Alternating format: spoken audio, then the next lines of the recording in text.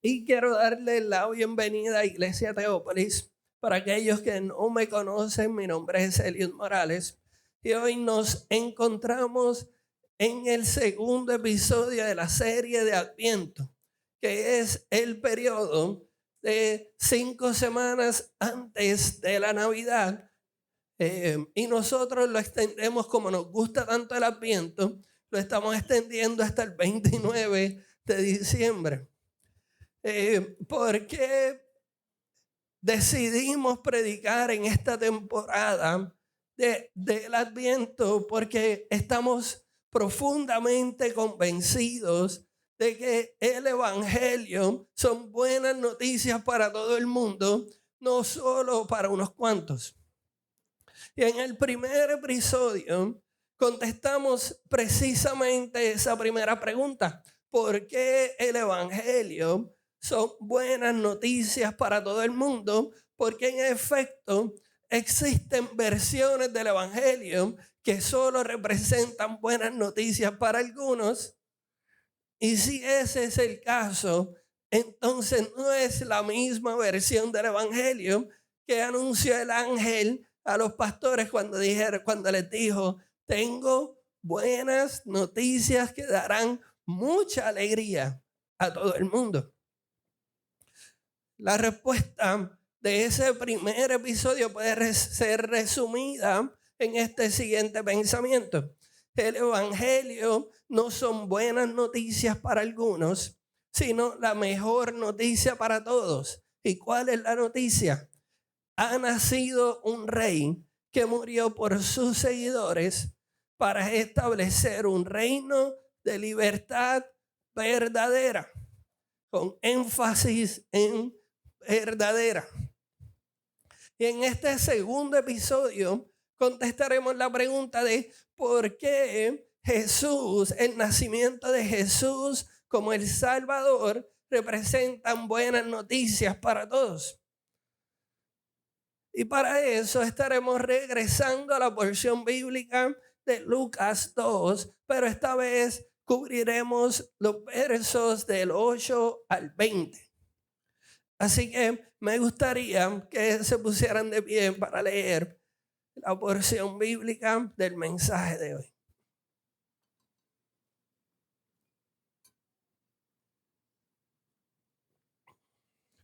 Lucas 2, del 8 al 20, lee de la siguiente manera en la Nueva Traducción Viviente. Esa noche había unos pastores en los campos cercanos que estaban cuidando sus rebaños de ovejas. De repente apareció entre ellos un ángel del Señor y el resplandor de la gloria del Señor los rodeó. Los pastores estaban aterrados, pero el ángel los tranquilizó. No tengan miedo, dijo. Les traigo buenas noticias que darán alegría a toda la gente. El Salvador, sí, el Mesías, el Señor, ha nacido hoy en Belén, la ciudad de David, y lo reconocerán por la siguiente señal: encontrarán a un niño envuelto en tiras de tela acostado en un pesebre. De pronto se unió a ese ángel una inmensa multitud, los ejércitos celestiales que alababan a Dios y decían: gloria a Dios en el cielo más alto, y paz en la tierra para aquellos en quienes Dios se complace. Cuando los ángeles regresaron al cielo, los pastores se dijeron unos a otros: vayamos a Belén, veamos esto que ha sucedido y que el Señor nos anunció. Fueron deprisa a la aldea y encontraron a María y José, y allí estaba el niño acostado en el pesebre. Después de verlo, los pastores contaron a todos los que habían sucedido y lo que el ángel les había dicho acerca del niño. Todos los que escucharon el relato de los pastores quedaron asombrados. Pero María escuchen qué hacía María, diferente a todos los demás que estaban asombrados. María guardaba todas esas cosas en el corazón y pensaba en ellas con frecuencia. Los pastores regresaron a sus rebaños, glorificando y alabando a Dios por todo lo que habían visto y oído. Todo sucedió tal como el ángel les había dicho. Inclinen sus rostros y acompáñenme en esta oración. Espíritu Santo, ven y escribe las verdades que estaremos compartiendo hoy en nuestros corazones y nuestras almas, para que podamos verificar y testificar, al igual que lo hicieron los pastores mencionados en esta porción bíblica. Concédenos el privilegio de atesorar y meditar en estas cosas tal y como lo hizo María. Y finalmente, permítanos complacer a Dios mientras nos unimos a quienes glorifican a Dios y extienden la paz en la tierra. Amén. Pueden tomar asiento. Quisiera resaltar que hay varias cosas que debemos tomar en consideración para contestar por qué el nacimiento de Jesús como el Salvador son buenas noticias para todo el mundo. Primero, el contexto histórico es importante, porque Lucas registra el nacimiento de Jesús durante el censo de César Augusto, conectando este evento a la historia mundial. Y esto no es casualidad, sino que sugiere que el nacimiento de Jesús tiene implicaciones globales, no solo para el pueblo judío.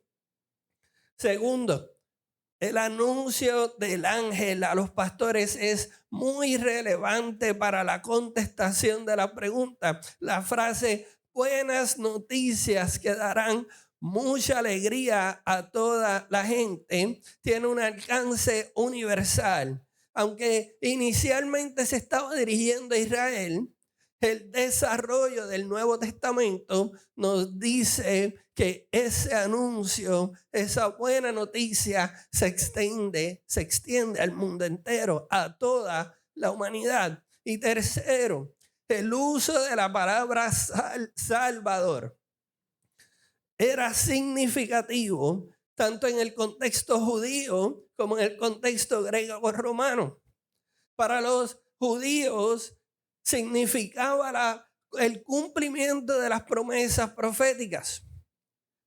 Pero para los gentiles, el resto de la humanidad, la idea de un Salvador tenía implicaciones con sus propias esperanzas de liberación.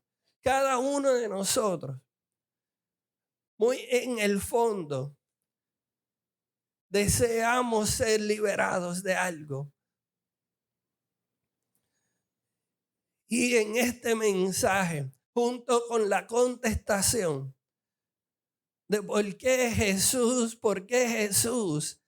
el Salvador, son las buenas noticias que darán alegría para todo el mundo, vamos a contestar en 5 herramientas eso.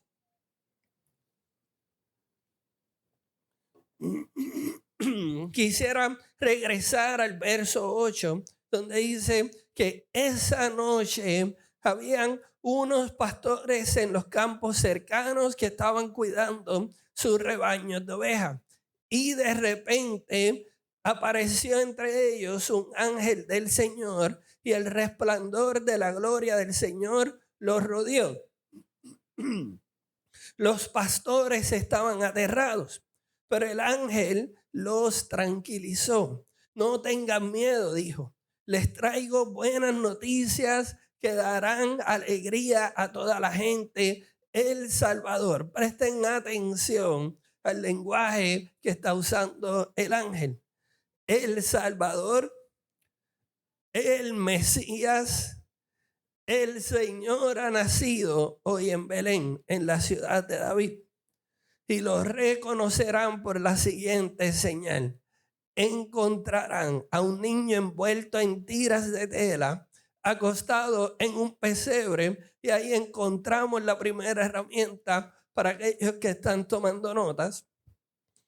Es esta afirmación: Jesús, el Salvador del mundo, son buenas noticias para todo el mundo. Jesús, el Salvador, son buenas noticias para todo el mundo. Ahora bien, es posible que alguien piense, eso está muy bien para aquellos judíos que vivían en el primer siglo, pero yo ni siquiera estoy buscando un Salvador. No lo necesito. Porque el nacimiento de Jesús como el Salvador son buenas noticias para mí. Y esa muy buena pregunta que yo me hice por mucho tiempo mientras venía a la iglesia. Me gustaría entonces definir salvación antes de proceder a contestar esa pregunta, porque yo creo que la definición de salvación juega un papel muy crucial en si la consideramos buenas noticias para todos o solamente para algunos. Quisiera definir salvación de la siguiente manera. En Teópolis, cuando hablamos de salvación, estamos hablando de esto: el poder transformador de Cristo que nos libera del dominio del pecado hoy, sanando nuestras almas mientras caminamos en la tierra, y nos asegura la gloriosa esperanza de una eternidad en su presencia. Y me gusta mucho esta definición de salvación porque creo que abarca tanto la dimensión presente como la dimensión futura. En otras palabras, la salvación, la verdadera salvación, no es solo un boleto al cielo, sino una realidad transformadora presente, aquí y ahora. Ahora bien, algunos de nosotros hemos aprendido y escuchado una versión del Evangelio que enseña la salvación como algo que experimentaremos en algún momento al otro lado de la eternidad. Y estoy totalmente de acuerdo con esa definición. Sin embargo, cuando leemos la Biblia, vemos que la salvación se anuncia como una buena noticia que podemos comenzar a experimentar desde este lado de la eternidad. Esta definición integral y completa de la salvación conecta perfectamente con el evangelio cuádruple que predicamos como buenos aliancistas. Su desarrollador o la persona que desarrolla el evangelio cuádruple se llama Albert Benjamin Simpson, quien es el fundador de la Alianza Cristiana y Misionera a nivel mundial. Y Simpson enseñó que los 4 aspectos del evangelio cuádruple facilitan a conocer la verdadera persona de Jesús, a conocer el Jesús bíblico. ¿Por qué? Porque Jesús es el Salvador, el santificador, el sanador y el Rey que viene. Y hay versiones del evangelio que anuncian una de esas categorías, una de esos 4 aspectos de Jesús más que el otro, lo resaltan. Y creo que cuando tú resaltas o disminuyes uno de esos aspectos, estás predicando de un Jesús que no es el bíblico. Simpson desarrolla esta enseñanza no como una nueva doctrina, sino como recuperando esas verdades bíblicas que él creía que habían sido descuidadas. Su propósito era presentar una visión completa de Cristo que respondieran a todas las necesidades humanas. las espirituales, las emocionales y las físicas. Así que si regresamos a la definición de salvación de Teópolis, Jesús como Salvador aborda la raíz fundamental de la condición humana, el pecado. Tenemos que comenzar por ahí. Cuando hablamos de el poder transformador de Cristo que nos libera del dominio del reino del pecado, estamos reconociendo que todos los seres humanos compartimos esta necesidad básica de perdón y de liberación. No hay una persona en la tierra que no ha experimentado el peso del pecado y sus consecuencias. ¿Por qué son buenas noticias para todos? Porque todos necesitamos esta salvación integral que responde a todas las necesidades del humano. Todos necesitamos liberación del pecado y sus consecuencias destructivas. El pecado, mi gente, no discrimina por cultura, estatus social o trasfondo religioso. Por otro lado, al mismo tiempo, todos anhelamos transformación interior y sanidad profunda. El deseo de cambio y mejora personal está directamente conectado con la naturaleza humana. Todos buscamos esperanza y significado más allá de nuestra existencia temporal. La promesa de eternidad con Dios responde al anhelo universal de trascendencia, a esa voz, a esa pregunta que todos tenemos en la parte de atrás de nuestra cabeza. ¿En realidad es esto todo lo que existe? ¿O hay algo más? El anuncio del nacimiento de Jesús como Salvador se da en el contexto de un mundo que ya había conocido buenas noticias romanas con la llegada de César Augusto. Sin embargo, esas buenas noticias romanas, esas buenas noticias terrenales, las buenas noticias de este mundo solo pueden aspirar a ser buena propaganda. Solo pueden aspirar a sonar bien bonito. Sin embargo, las buenas noticias de Cristo como Salvador son poder transformador. Son las únicas buenas noticias que tienen el poder de transformar. Regresemos a Lucas 12. En el verso 13, de pronto se unió a ese ángel una inmensa multitud, los ejércitos celestiales que alababan a Dios y decían: gloria a Dios en el cielo más alto y paz en la tierra para aquellos en quienes Dios se complace. Y cuando los ángeles regresaron al cielo, ¿cómo responden los pastores? Vayamos a Belén. Veamos que esto que ha sucedido y que el Señor nos anunció. ¿Qué están diciendo ellos ahí esencialmente? Yo tengo que ver si esto es verdad.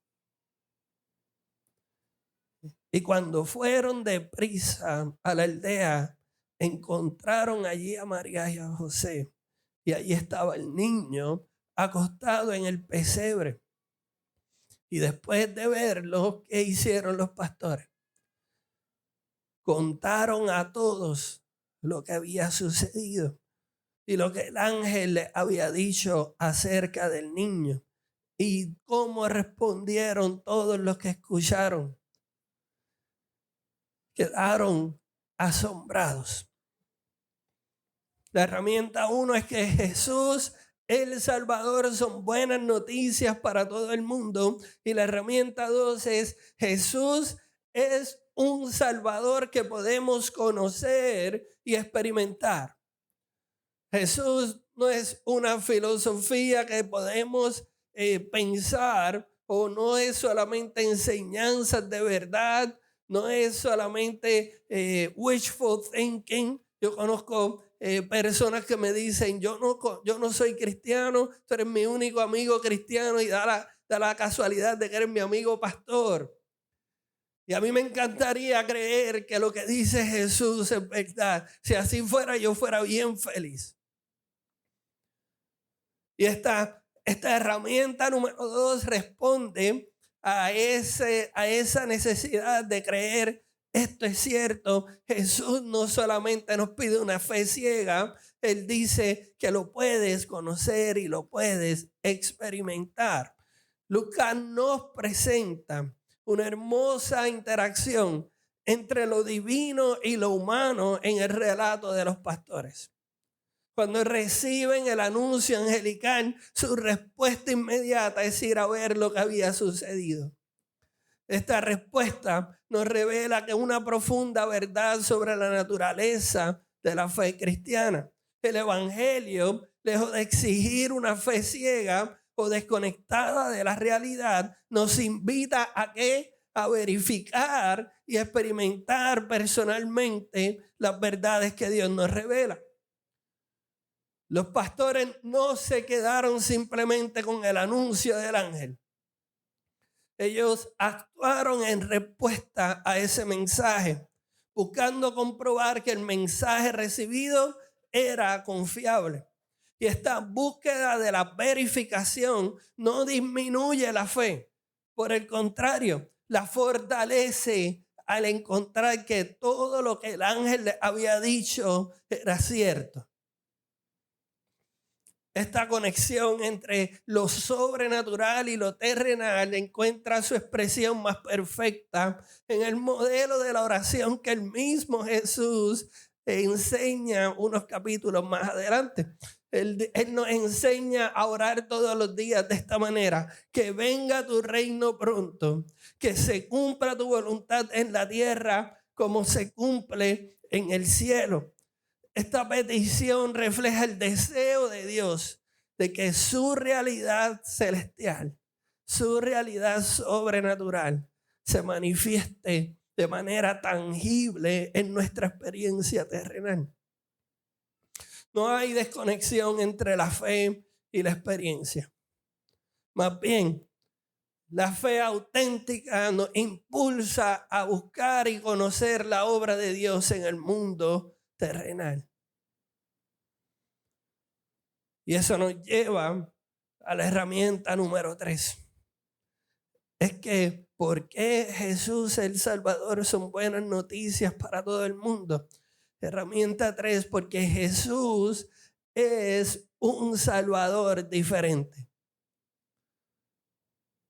Pero pastor, ¿por qué es un Salvador diferente? Porque este mundo tiene múltiples salvadores. Y todos nosotros estamos alambrados para adorar a alguien o adorar a algo. Hasta ese momento en el tiempo, los pastores y el resto de las personas habían conocido las buenas noticias romanas de César Augusto como su salvador terrenal. Sin embargo, César Augusto y Jesús son dos salvadores bien diferentes.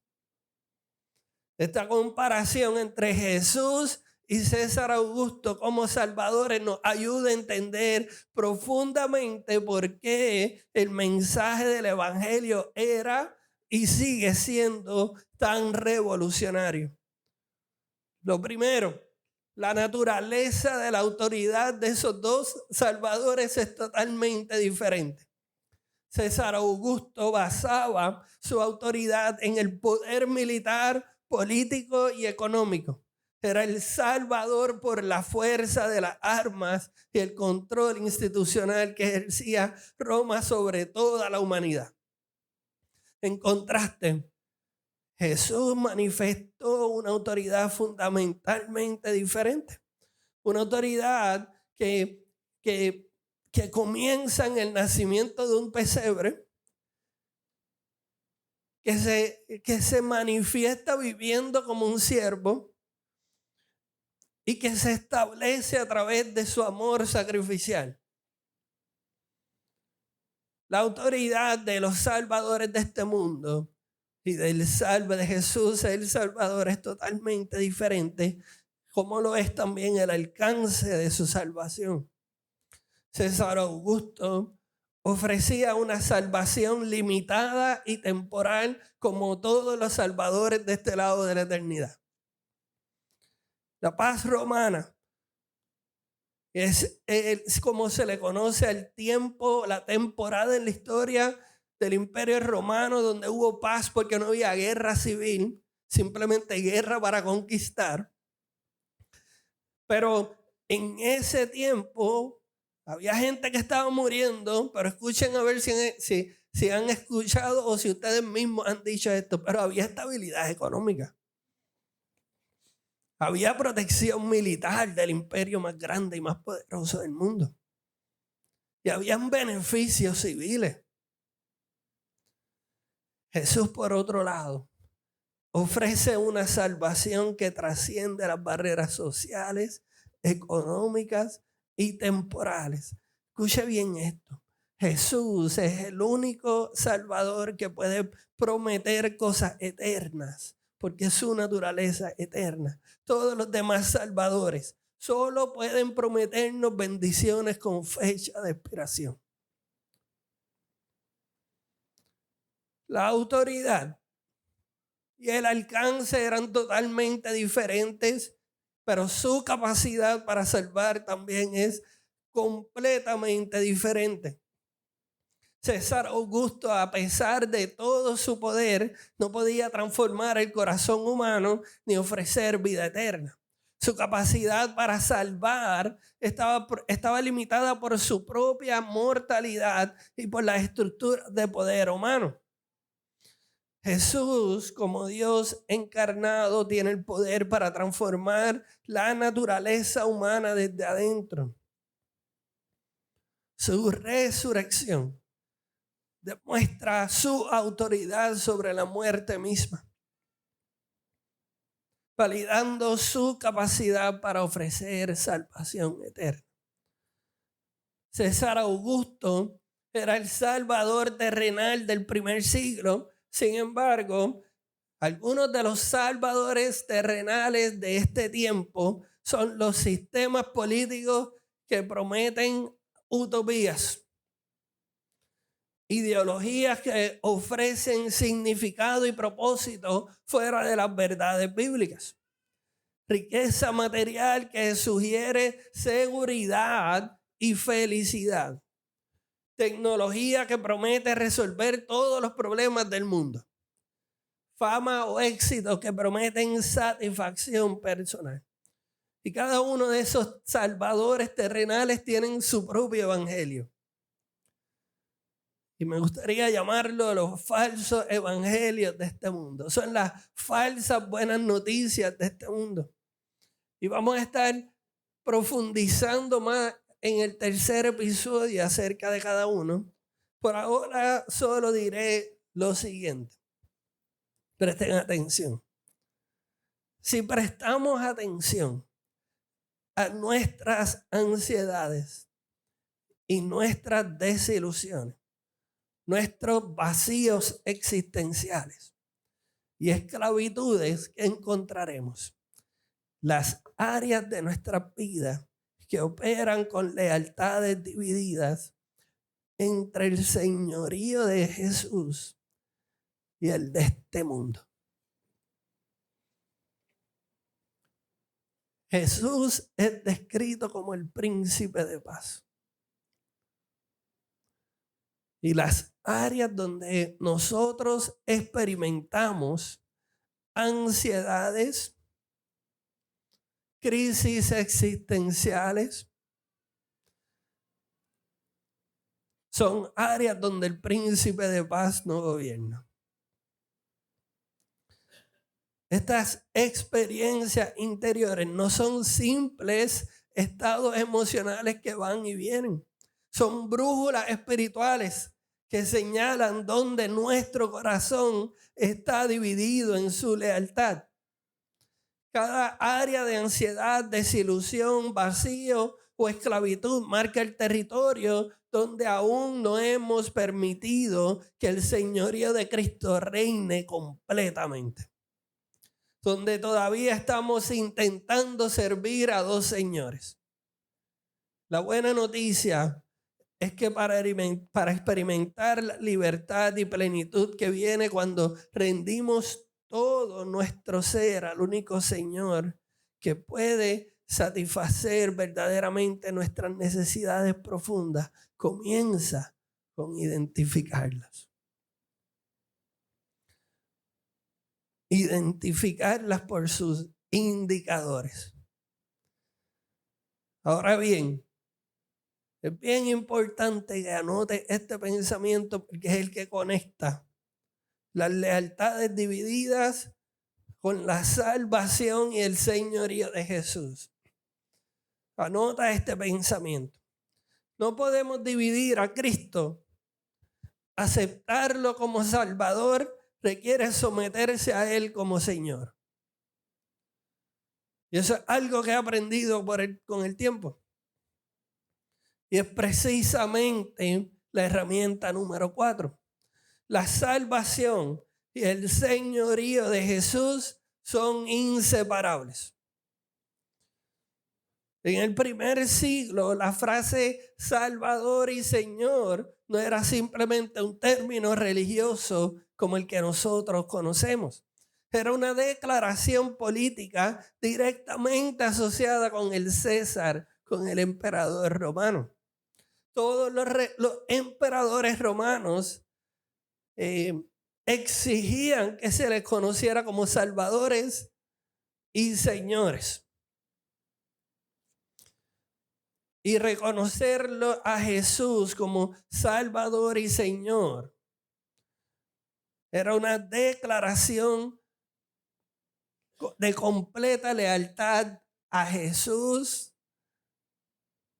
y una invitación a ser enemigo del imperio más poderoso de ese tiempo.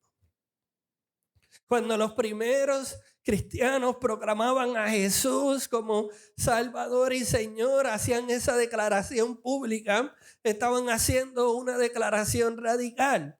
Estaban afirmando que su lealtad suprema pertenecía a Cristo y no al César.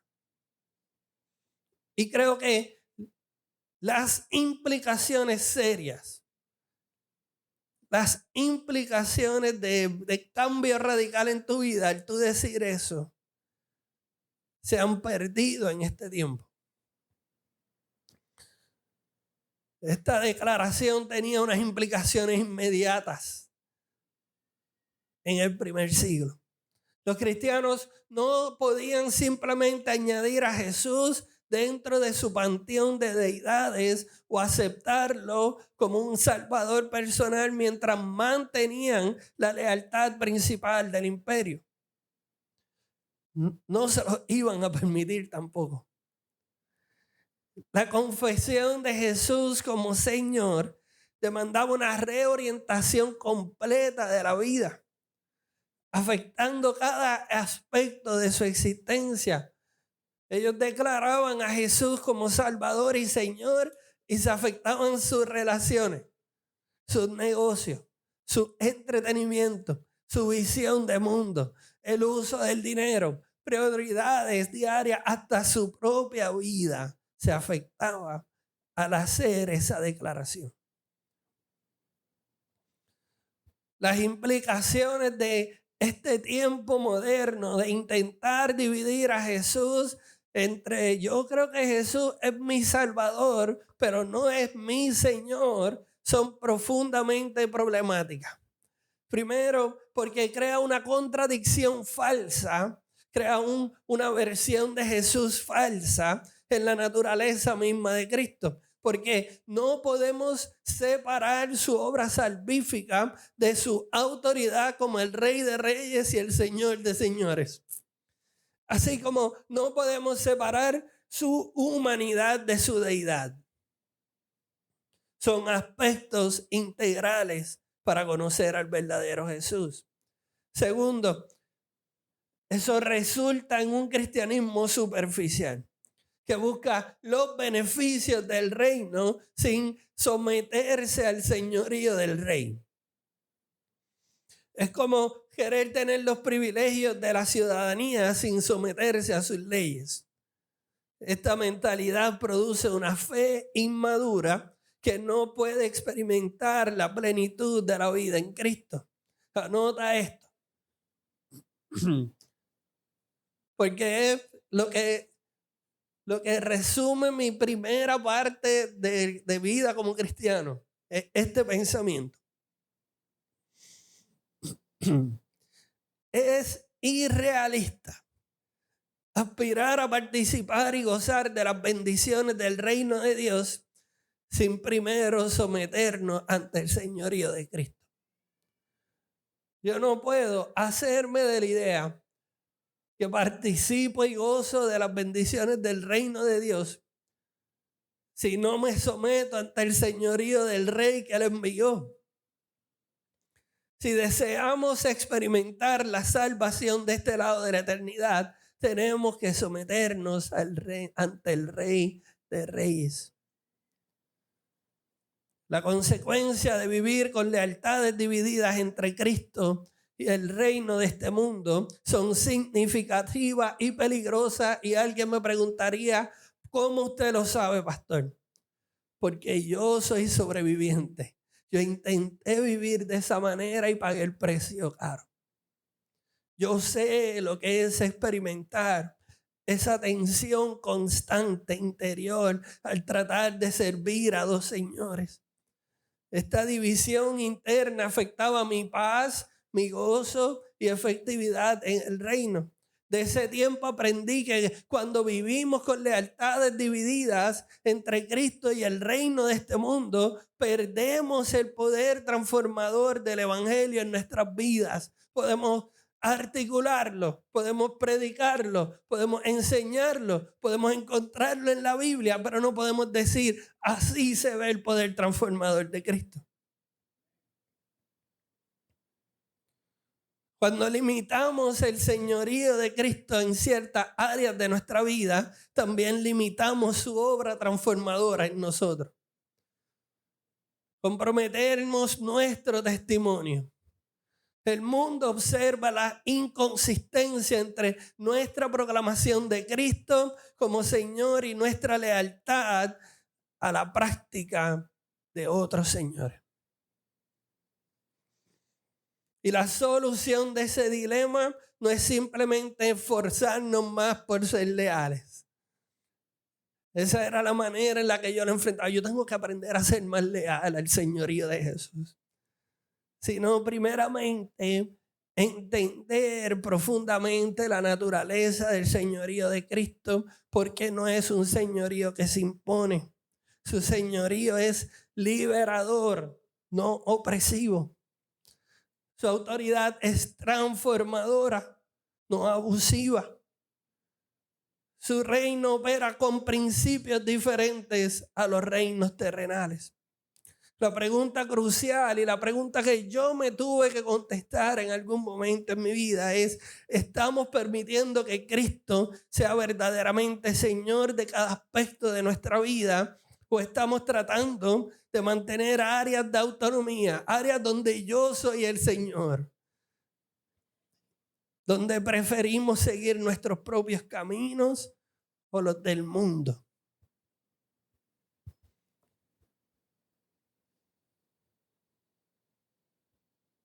¿Cómo lo hacemos? ¿Cómo saliste de esa presión, de esa tensión de servir a los dos amos? Algo que Jesús dijo que es imposible. ¿Cómo permitimos que Cristo señoree cada aspecto de nuestra vida? El primer paso es reconocimiento y arrepentimiento. El primer paso es reconocer nuestra necesidad de un Salvador. Todos necesitamos un Salvador. Esto significa admitir honestamente que nuestros intentos de encontrar salvación en otra fuente, en otros salvadores de este lado de la eternidad, ya sean logros, relaciones, riquezas o sistemas humanos, han resultado totalmente inadecuados. Siempre terminamos experimentando la ansiedad profunda de ver cómo la fecha de expiración le llega a todas las bendiciones de este lado de la eternidad. El arrepentimiento genuino implica un cambio de dirección, alejarnos de esos falsos salvadores y volvernos a Cristo. También necesitamos la rendición completa. La salvación que Cristo ofrece no es parcial ni fragmentada. Cuando recibimos a Jesús como Salvador, también le conocemos como nuestro Señor. Esto significa una entrega deliberada de cada área de nuestra vida. Y no es todo de cantazo. Todos tenemos un proceso. Es un proceso lento, difícil, incómodo, pero es un proceso donde vamos cediendo áreas de nuestras vidas donde quienes estamos en el trono son nuestros deseos y nuestras inclinaciones. Y ceder eso es exponernos de manera vulnerable y es difícil.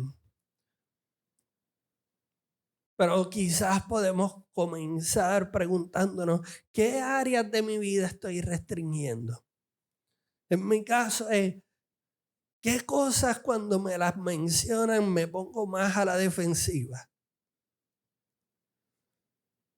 ¿Qué cosas cuando son expuestas me dan un coraje y me ponen defensivo de una manera que la gente te dice, ¿qué te pasa? ¿Por qué estás así? A los pastores les pasa eso también. ¿Dónde estoy dividiendo mis lealtades? Porque la rendición es un proceso diario de sometimiento a la voluntad de Jesús. Escuche bien, que todos necesitamos. Porque los pastores también sufrimos de lealtades divididas.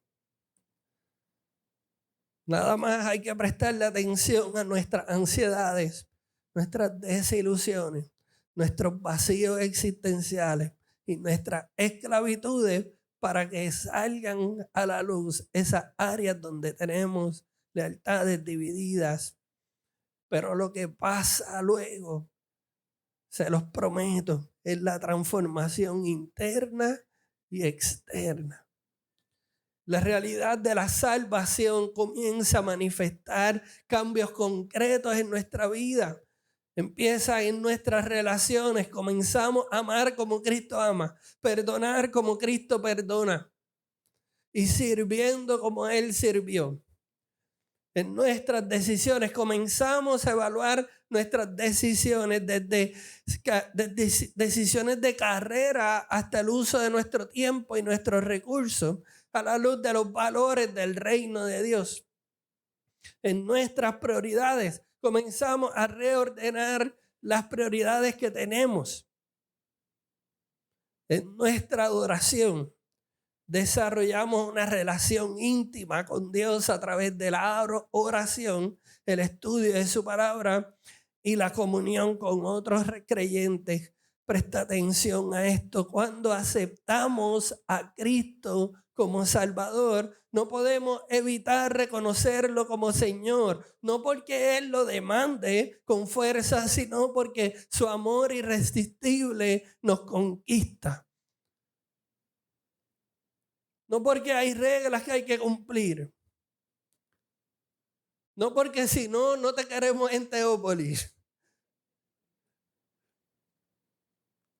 No porque si no, vamos a hablar y a chismosear de ti. No, es porque el amor de Cristo, el verdadero, cuando nos encontramos con el amor de Cristo, se vuelve irresistible someternos a su señorío. Y quisiera finalizar regresando a los versos 18 y 19. Luego de que los pastores regresan de haber contado ese relato, todos los que escucharon ese relato, de los pastores quedaron como asombrados, pero presten atención a la respuesta de María. María guardaba todas estas cosas en el corazón y pensaba en ellas con frecuencia. Y ahí encontramos la última herramienta. Jesús el Salvador. Son buenas noticias que deben ser atesoradas y meditadas. En este relato de Lucas encontramos un detalle precioso sobre María que nos ofrece un modelo profundo de cómo debemos recibir y procesar las verdades divinas. El texto nos dice que María pensaba, guardaba todas estas cosas y pensaba en ellas con frecuencia. Y esta actitud reflexiva y contemplativa de María nos enseña algo fundamental sobre cómo las buenas nuevas de salvación deben ser recibidas y atesoradas por cada uno de nosotros. Cuando Lucas menciona que María guardaba estas cosas, sugiere más que un simple recordar estas cosas. Implica preservar cuidadosamente como quien protege un tesoro invaluable. ¿Cómo guardo las verdades del Evangelio?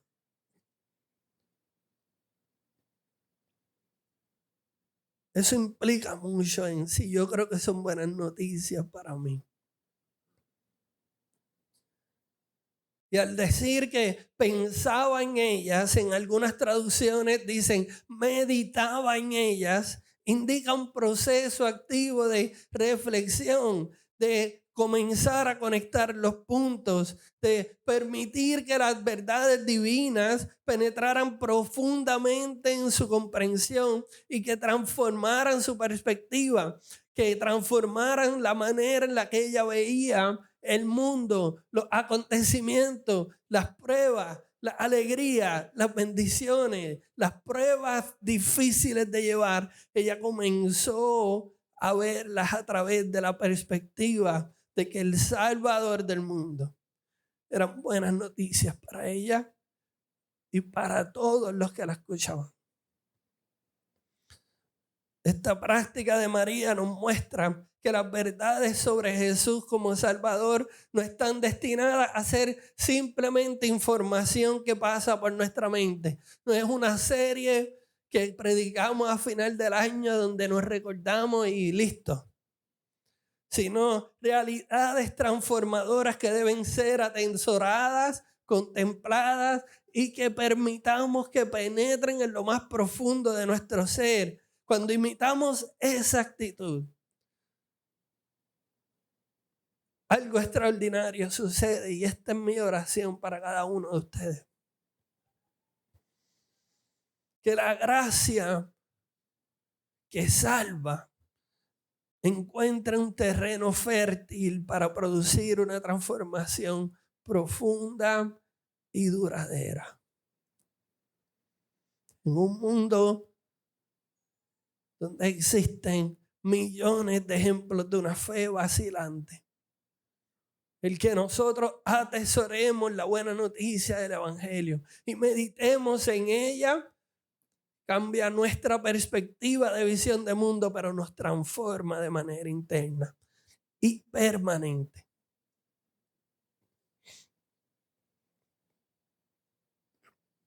Mi oración es que el Espíritu Santo ponga en nosotros el querer como el hacer para que guardemos estas verdades en nuestro corazón y pensemos en ellas con frecuencia.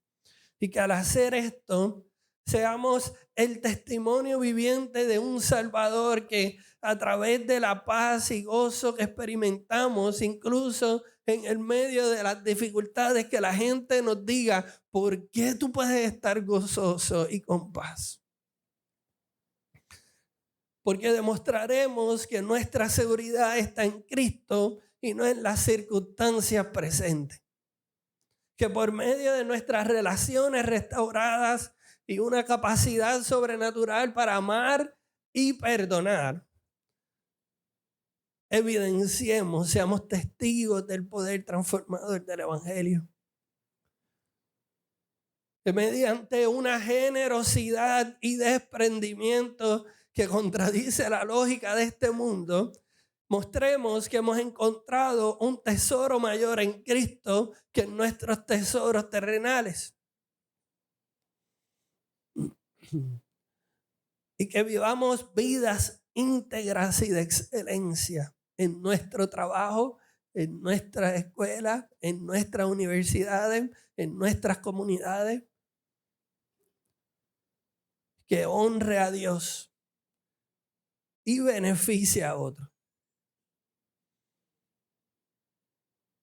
Yo soy de los que piensa que tendríamos una influencia totalmente diferente si esto que les voy a decir se repitiera más en nuestras vidas. Yo no creo que la gente te diga, yo no creo en ese mensaje del Evangelio, pero cuando tú estás aquí las cosas funcionan mejor. Hay algo especial. Que los padres digan, yo no creo en el Evangelio de lo que piensan y lo que creen la gente en Teópolis, pero me encantaría que mi hija se case con uno de esos hombres de allí, con uno de esos muchachos, porque tratan a las mujeres como reinas, son proveedores. Que digan, contrata a un cristiano, porque trabajan como si su jefe fuera el rey del universo. Como si rindieran cuentas a alguien superior. Y trabajan con integridad hasta en los detalles más pequeños. Que digan esos estudiantes de la universidad que son cristianos, nos resaltan por encima de los demás.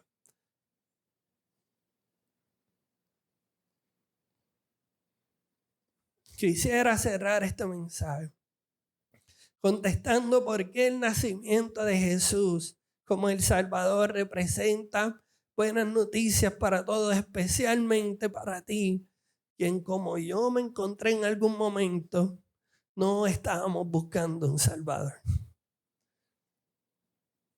Esta es la razón por la que sí son buenas noticias, incluyendo a algunos de nosotros que no buscamos un Salvador. Esta es la cita central, el nacimiento de Jesús como el Salvador son buenas noticias para todo el mundo porque ofrece lo que ningún otro poder terrenal puede dar. Una salvación por gracia que no solo perdona nuestro pecado, sino que transforma nuestra realidad presente y asegura nuestra esperanza futura bajo su amoroso señorío. Son buenas noticias porque es un Salvador que podemos encontrar y experimentar. Son buenas noticias porque es un Salvador que no se limita solamente a darnos bendiciones con fecha de expiración, sino que nos da vida eterna y abundante. Son buenas noticias porque su señorío no se impone por la fuerza como el resto de los salvadores de este lado de la eternidad. Son buenas noticias porque Él busca que atesoremos y meditemos en esas buenas noticias todo el tiempo. Y en este momento, ya sea que llevemos 50 años en el Evangelio o 50 segundos, oro que el Espíritu Santo haya inquietado a algunos de nosotros para responder de una de estas 4 maneras. Reconociendo y aceptando a Jesús el Salvador como buenas noticias para ti. Quizás al igual que yo, habías escuchado de las buenas noticias y sonaban brutal para tus papás y para tu familia y no necesariamente para ti. Mi oración es que en este mensaje haya podido hacer algo para convencerte. Pero que el Espíritu Santo haga lo que Él hace mejor que yo y mejor que nadie, te convenza y te dirija hacia toda verdad que se encuentra en Jesús. Que también inquiete a quienes se encuentran en una temporada de fe superficial, de relación superficial con Jesús, a ir, experimentarlo y conocerlo nuevamente como su Salvador. A rendir áreas de sus vidas donde Jesús no reina como Señor. Y esta es una respuesta para cada uno de nosotros. A guardar en nuestros corazones y meditar frecuentemente en las verdades de este mensaje. Y quizás algunos de nosotros nos encontremos en esa temporada donde un Salvador nos hace mucho sentido. Es una oración contestada. Y otros de nosotros, lo mejor que nos puede pasar es que el Espíritu Santo nos recuerde dónde estábamos cuando nos encontramos con Jesús. Quizás ha pasado mucho el tiempo y se nos olvidó dónde nos encontramos con la cruz de Jesús. Pero mi oración es que hoy conozcas a Jesús como tu Salvador. Ya sea que al igual que yo lleves toda tu vida en la iglesia, o como muchos de nuestros miembros que nunca había ido a una iglesia, o estás regresando después de ser lastimado. Me gustaría que respondiéramos a ese mensaje, recibiendo las buenas noticias y a Jesús el Salvador, regresando a profundizar en tu relación con Él, rindiendo áreas de tu vida donde tú sabes que Jesús no está señoreando, y aprendiendo por el querer como el hacer que pone el Espíritu Santo a atesorar las verdades del Evangelio y a meditar consistentemente en ellas. El altar está abierto. Y me gustaría que tengamos este tiempo con Dios. Así que vamos a tomar este tiempo para responder.